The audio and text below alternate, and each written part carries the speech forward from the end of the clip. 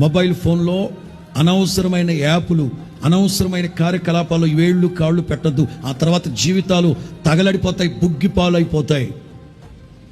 అనవసరమైన యాప్లు, ఫ్రెండ్ యాప్లు, బెట్టింగ్ యాప్లు అవసరమా? యాప్ల ద్వారా ఎందరి జీవితమైనా సరదాగా చెప్తున్నానా?